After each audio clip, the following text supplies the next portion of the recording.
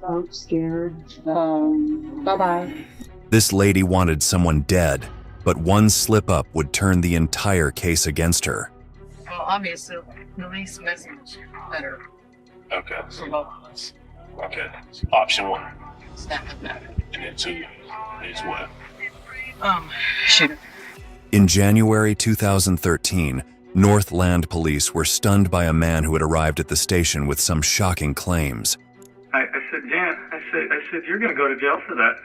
You know, I said, that's illegal. I said, that house does not belong to you. But this was the beginning of a sinister plot they were about to unravel. He has too much knowledge of my life that can come back and bite me in the ass.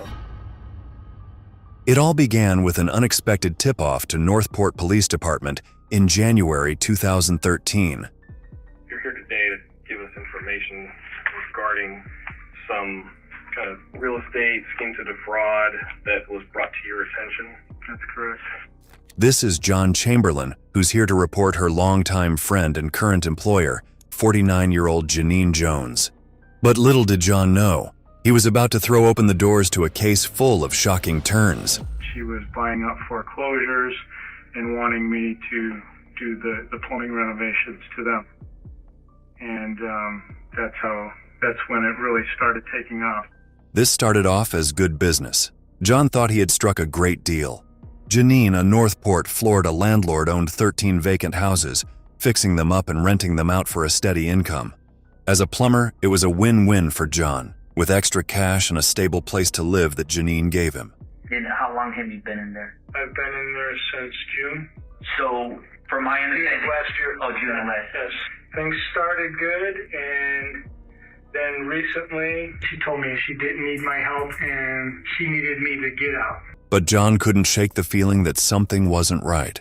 And once his suspicion radar went off, there was no turning back. I've seen them just hop through the window, drill the lock, change the locks out. They've keyed all these properties to the same lock. Right. I don't go in there anymore, but this is the key for it.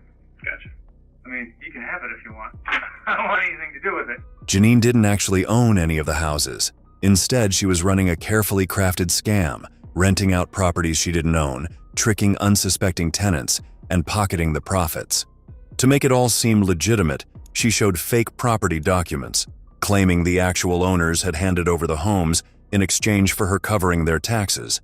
To execute this fraud, she even had a perfect scheme that she used. She was mad because she didn't want anybody to be able to trace anything back to her. That's what it was. So she had a little burner phone that she would give the number to her rental people. John had also become a part of this scheme unknowingly while working for her as a plumber, until he got to know the truth. There was a tenant in one of these homes that Janeene was renting out. That tenant was at her home that she believed she was lawfully renting, and somebody showed up at her door claiming to own the house. He said, I rent this house from Janeene Jones. And they said, we don't even know who that person is. However, he believed that Janeene was incapable of harming those who rented or owned the houses. That's why he decided to confront and warn her. I said, Jan, I said, you're going to go to jail for that. But how did it all begin? To truly understand John's claims, the officers needed to go back to the very start. Why don't you take me back to, how you came to know Janeene? I met Jan approximately 9 years ago through church, and I became friends with her husband, Max. Janeene Jones was born in Tawas City, Michigan, and later pursued her career as a correction officer at Charlotte County Jail in Florida. She was already a two-time divorcee raising a young son when she met Max Jones, a carpenter, in 1991. She married him the same year on October 12th, and it wasn't long after she became pregnant with their first son, Zachary Jones, better known as Zach, in 1992. Max tried his best to be a responsible father. My happiest memories is with my father is every time he'd have a side job, I was able to go with him, and it was always pretty cool to see my dad in action. 2 years later, in 1994, they welcomed their daughter, Alexandria. Now their family looked complete, and everything seemed perfect, until Janeene lost her job a few years later. But the reason behind this was enough to raise red flags. She told me she used to be a guard at the prison a long time ago, and I guess she was fired because she had some affair going with an inmate. But this was just the beginning. Things were about to get darker. With no income, Max became the sole breadwinner, leading to stress and fights between the couple. But what they didn't know was that their lives were about to take a devastating turn. On November 27, 2011, Max suffered a fatal heart attack at the age of 51 years, which resulted in his sudden death. I'd come home and found that there was 2 police officers sitting in the road, and they walked up to me and said that my dad had passed. And I asked my mom what happened, and all she told me was he had a heart attack. Janeene appeared to be a distraught wife who now had sole responsibility for her kids. Fortunately, she received a $1 million insurance payout for Max's death, which she invested in a real estate business that ultimately turned into a whole scam. This marked a turning point. As Janeene appeared to move on with her life quickly, she decided to make significant changes to her appearance. The first thing I noticed was Jan decided that she needed to get boob surgery, which I thought the timing was kind of different, but I said, oh, whatever. I said, everybody grieves differently. What do I know?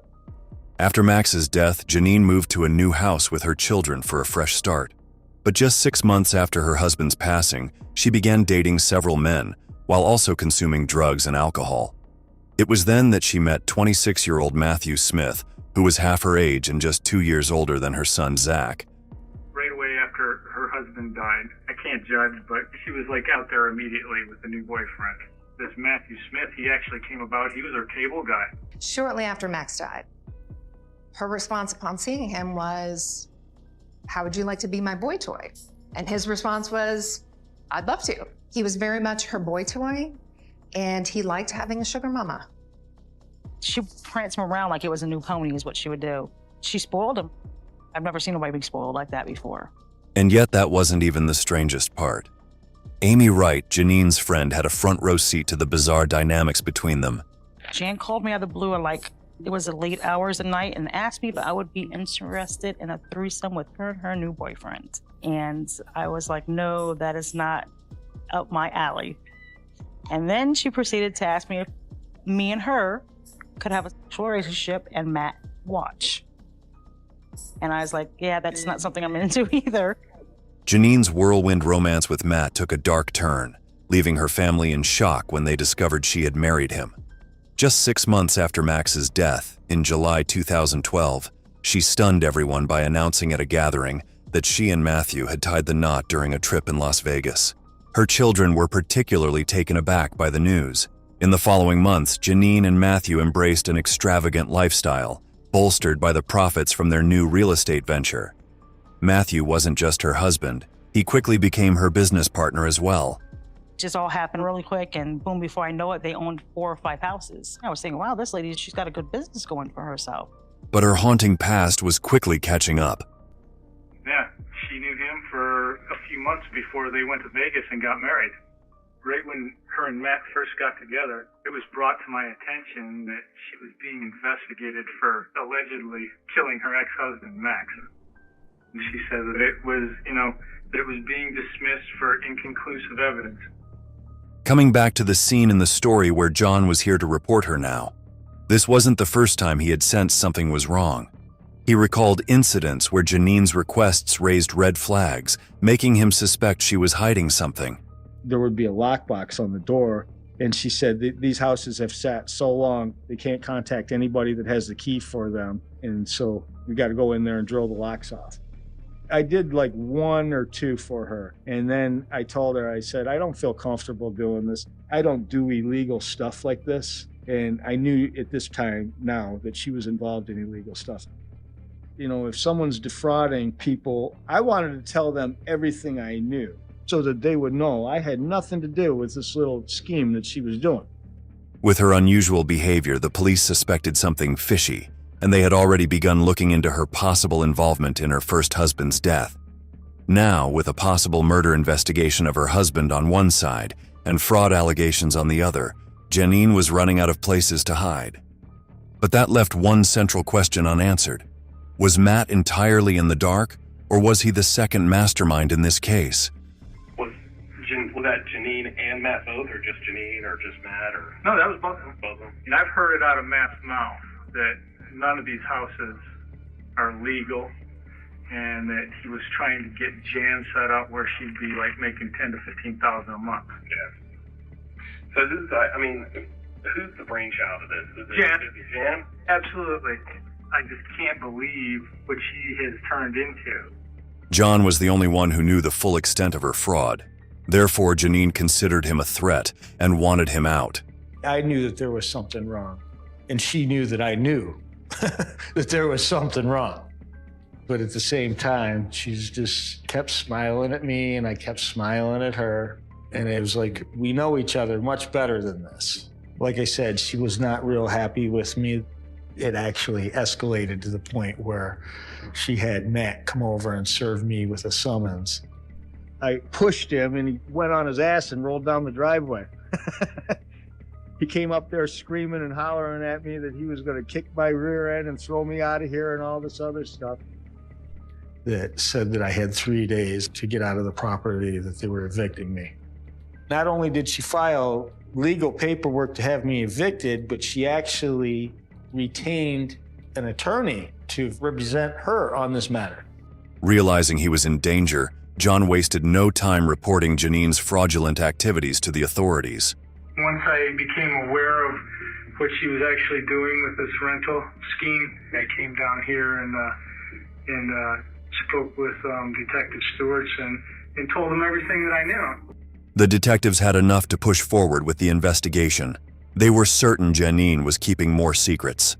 Now it was only a matter of time before they brought everything to light. The officers geared up for a daunting investigation against her for fraud, but nothing could have prepared them for what was coming next. Janene's friend Becky made a call to the police station to report something that would horrify even the officers. I received a phone call from a confidential informant. They said somebody wants to have somebody murdered. The case witness said that she is friends with a lady named Jan. Jan had said that she wanted to have somebody murdered that knew a lot about her, knew too much about her life. The target on Janene's hit list was none other than John Chamberlain, the man who had reported her real estate fraud earlier. John had reported her alleged fraudulent activities with integrity, but that act made him the target of her dangerous scheme. Now his life was in grave danger, but even more alarming was her plot to kill him, a scheme that would haunt everyone involved. She says, I wish I could get rid of him for good.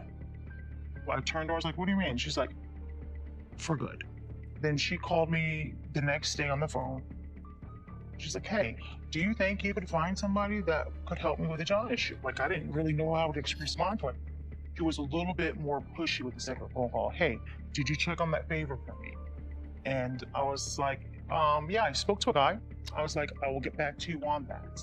Both Becky and Janeene met at a restaurant called Sweet Tomatoes for lunch to discuss their plan. John Chamberlain? Did you tell anybody coming up there to meet you? It would have been a... What are you doing that for? Oh. Matt. Oh. He's working on a house today, so... He's like, hey, bars are open. Janeene knew the walls were closing in, but she wasn't going down without a fight and came prepared. She doubled down, plotting a plan so solid it could outsmart even the sharpest detectives. Is it just him now? Him and his daughter. Him and his daughter alone all the time. How old is he? 11? Like that. His daughter alone at night. The house that's up to an empty house. So he's coming home, either coming home at night then. Still in shock, Becky asked Janeene again if she was sure about wanting John dead, or if she had considered just scaring him instead. I talked to my dude. He had a shitload of questions. That's fine. That's why I asked you who was in the house. Mm-hmm. Does he have any dogs? 2 cats. I wanted to know, like, what do you want? Scared. Bye-bye. And I said, like, I'm sure you wanted to do. Yeah. With Janene's unwavering determination now confirmed, Becky asked her how she wanted John to be killed. So he's gone.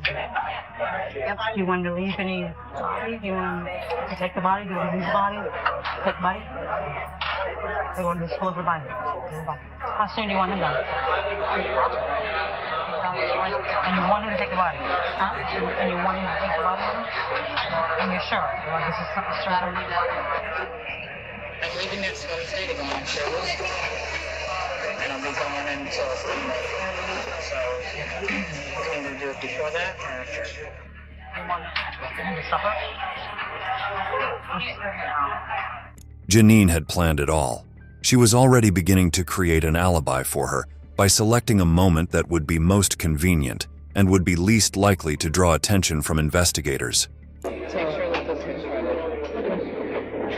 So, how do you want to do it? So, you can do it at the house? It'd be a lot easier. And then you need it done stop. We're leaving Wednesday. After hearing Janene's entire plan laid out so confidently, Becky warned her about the risks involved and the price that came with taking someone's life. You said 25, and you said you wanted more. So, We should depend on the risk. The risk it is, that's another thing. Becky made it clear that she had no interest in getting into trouble, but she knew someone who could carry out her plan perfectly. He's from the streets, but he's smart in a way because if it goes on you, it's going to come back on me. no, I know. So what he was asking me is, how do you want He it? sleeps in the back bedroom. Yeah. He wanted to meet you, and I said, I don't know how she feel about that. Yeah, he's in line. I'll do it. He wants, you're willing to pay him, and I'm not making shit out of A few days later, Becky reached out to Janeene, instructing her on something she would need to set the plan in motion. I'm gonna be honest with you. Go get you a little track phone with $10 on it, because we're not doing a whole bunch of cars today. Right. If you go to Dallas for it, they're $8. I don't want to put my credit card on there, because then it's attached to me. That's right. Yeah. I only want cash. Did you get that worked out? Oh, yeah. They won't waste too much information online, so I'm going to try and take the phone back and go to Metro. Metro, they're going to have you on camera, babe. What am I going to do? Janeene then finally received the call she had been waiting for, the call from the person who would help her carry out her plan. Morning. Hey, what's up? Homegirl said you're looking to get some work done. Mm-hmm. How soon are you trying to have that done? I'm leaving next Wednesday to go on a cruise, and I'll be gone until Sunday. So, you either do it before that or after. Why don't you have it done while you're doing it? That make more sense, right? Yeah. I want it all written down. I mean, if you want it, I need to know where he lives. I need to know his friends. I need to know what he drives, and I need a photo. Okay. You get all that? Yeah. It might be fun. Now the time had come that Janeene was eagerly waiting for, and she, along with Becky, then decided to meet the hitman to discuss the execution of their plan. However, just as Janeene sat in the car, she exhibited some strange, almost absurd behavior. Hello. How you doing? How are you? I'm doing Good. Yeah. I was shaking. Yeah. But nice to meet you. Okay. Yep. How's that? All right, you gotta tell him where to go to. Yep. You gonna go back out on Price? He doesn't know about Norfolk. You should just eat little on these white boys. I don't know how y'all work around here, but They will pull your ass over. they'll get you for anything. The hitman, however, had come prepared, wasted no time getting straight to the point, but what he was going to hear from Janeene would shock him to the core. You talk to my baby girl, she'll tell you I'm serious about my shit. I think come down here to play around. What are you thinking? You know what I mean? Because once you give me the money, that's it. After brief pleasantries, Janeene wasted no time and got straight to business. But as the hitman began asking her for information about the plot, it revealed a cold, sinister side of her that no one had ever seen before. But I mean, there's no mistaking he's bald and... No twin brother, no, none of that. Most of his family's up in New York. Okay. He's got a daughter, which I don't care about. As if plotting John's death wasn't enough, Janeene also didn't want his daughter interfering with her plan. Her calm and emotionless demeanor depicted a far sinister picture of her, casting doubt that it wasn't her first time orchestrating such a crime. Determined, she took the hitman to John's house, pointing out exactly where he needed to strike. When he asked her how she wanted it done, she replied in a calm and stoic tone, detailing every step with chilling precision. This house, that fence butts up to the back left property. That big is vacant. That's a possibility. The neighbors aren't really out when it's dark. No nosy look around, nothing like that. All right, so exactly how do you want it done? If you think just snapping his neck and putting him to sleep that way. I'm by my. You understand what I'm saying? So I want to do it how you want me to do it. You know what I mean? So you can be satisfied. I can do it any kind of. You know what I mean? I'll burn his ass out, snap his neck. However you want me to do it, I can do it. I'm asking you, how do you want me to do it? Well, obviously, the least messy is better Okay. for both of us. Okay. Option 1. Snap his neck. And then 2 is what? Shoot. He has too much knowledge of my life that can come back and bite me in the ass. Oh, okay. She even handed the hitman a blueprint of John's house, making sure he could navigate without any trouble. Just when it seemed like this was the final step in her twisted plan, Janeene took it even further as she revealed yet another target she wanted gone. That don't work. Only thing he does is the houses for me. He's the next one on my list. Yeah. How would you want that one done? Something along the lines of carjacking. It seemed like her hunger for money was far from satisfied, and now she wanted her current husband, Matt, gone too. After all, he was more valuable to her dead than alive, as she planned to collect his hefty insurance payout.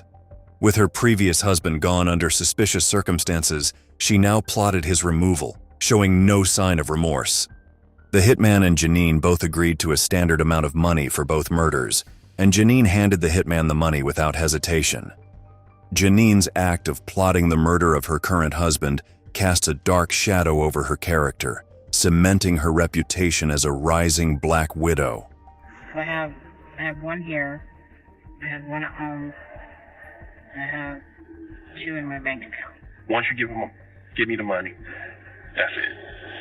It's a done deal. To be done. Deal. She stepped out of the car to encash the rest of the amount, but there a bombshell dropped on her. Janeene had unknowingly walked right into a meticulously planned trap, one that would soon unravel everything she thought was under her control. This was just the beginning of a series of bombshell revelations that would shatter her world. First, the friend she trusted, Becky, was actually Amy Wright, the confidant who knew nearly every secret about her life. Then she was confronted with the most staggering shocker for her. The hitman she had arranged to kill John wasn't a criminal at all, but an undercover officer, Dominic Harris. Her own friend, Amy, had been working with the police from the moment Janeene expressed her desire to have John killed. Every moment of the setup to get the truth, from the staged meeting to the conversation with Janeene, was recorded on camera, leaving her with no escape from the overwhelming evidence against her.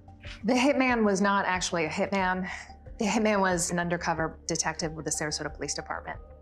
Dominic Harris ended up being a phenomenal undercover agent. He played the role of hitman just beautifully. With undeniable evidence against her, there was no way out. Janeene had a shocked look on her face. She was definitely surprised that, oh my gosh, now there's the police here. And that shock turned to anger. And she had a very angry face. She was not happy that she was getting arrested. She scuffed her knee when she was taken to the ground. She urinated in her shorts. On February 25, 2013, Janeene was arrested and taken into custody. A Northport woman is behind bars tonight accused of plotting a murder for hire. Police say she tried to get 2 people killed. One was her husband.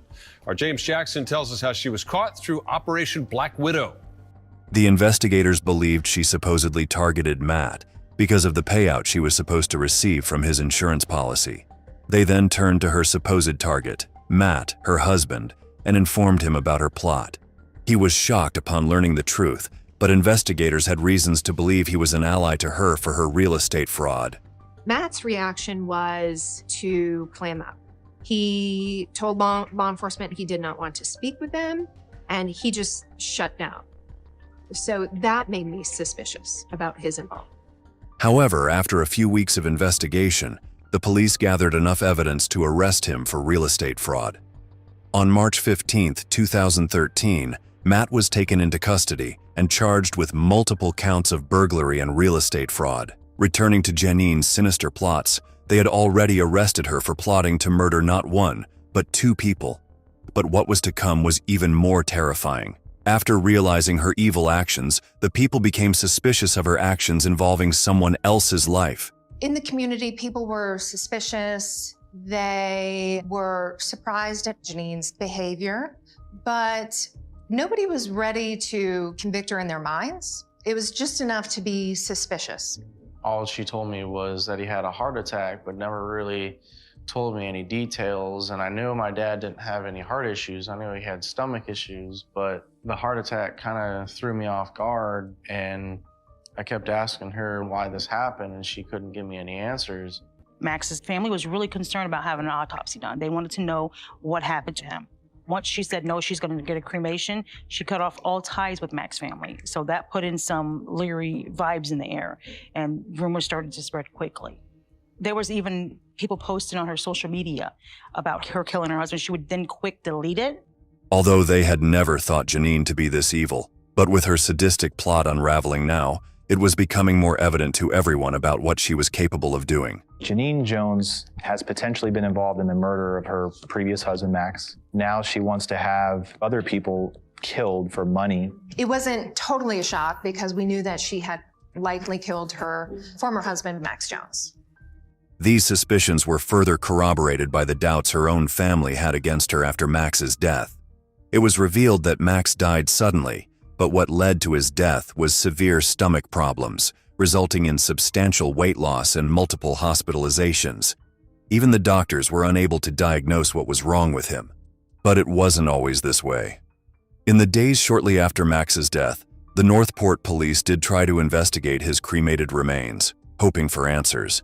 But they hit a dead end, as no test could prove that his death was anything other than natural. So there was no indication that his death was a result of homicide. You can't determine homicide based on cremains. Finally, Janeene Jones was accused of serious criminal charges, including a murder plot and occupational license fraud for a real estate scheme, after being arrested in February 2013. In January 2014, Matt Smith was sentenced to 6 months in county jail with evidence linking him to forgery, and he was also given 4 years of probation and ordered to pay $17,500 in restitution. He has now completed his probation. Eventually, Matt Smith communicated through his attorney that he would be willing to engage in a plea deal in which he would testify against Janene in the solicitation to commit murder trial in exchange for a more lenient sentence for him. That offer was immediately rejected. Furthermore, I did not feel it was appropriate to call him as a witness. The sting operation was proven to be significant evidence against Janene in court. In 2014, she pleaded no contest to the solicitation charges, meaning she accepted the punishment but did not plead guilty. As a result, Janene was sentenced to 2 life sentences in prison without the possibility of probation. This was a significant growth from her previous scams that included murder attempts. Officials also investigated the suspected death of her ex-husband. Before his death, Janene assured him for $1 million. Although there was no direct evidence to connect her to his death, the circumstances raised serious questions, but due to no evidence, no charges had ever been made. Janene's judgment emphasizes the serious legal consequences of solidarity crimes. She is currently serving 2 life sentences in prison with the possibility of probation. A simple report of fraud led the cops down a twisted path and fortunately resulted in Janene's arrest before she could claim any more lives. The detectives successfully solved the case and brought justice to the homeowners and the victims, including John Chamberlain, who was betrayed by his longtime friend. While they were reading the sentencing off to Jan, and when they were reading the sentencing, his father turned to my side and grabbed my arm and said, "Thank you for getting justice for my boy." She deserves what she got. We all said, well, somehow they maxed out justice. This case became notorious, dubbed as Black Widow Scam. However, the tragedy also left a long-lasting impact on Alexandria and Zach, who not only lost their father under suspicious circumstances, but also Janeene's action had already destroyed the trust of those around her. Every feeling I had to talk to my mom was kind of gone. When I found out all the evidence, I had no respect left for her, and it just kind of went away. I think the most thing I miss about my dad being around is for him to tell me he's proud of me. This closure brought some relief, but the scars of deception and betrayal will take time to heal. Although the detectives were unable to determine the real cause of Max's death, what do you think? Was Janeene actually responsible, or it was just natural? Let us know your thoughts in the comment section below. Also, do not forget to like, share, and subscribe to our channel as we bring you more interesting true crime cases. If there is any particular case that you would like us to cover, please leave your suggestions in the comment section. Your suggestions are important to us. Till then, stay safe and keep watching M7 Crime Story.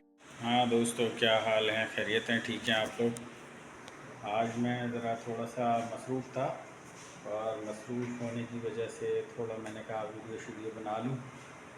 और ये है कि अभी video बना रहा हूँ मैं, ठीक है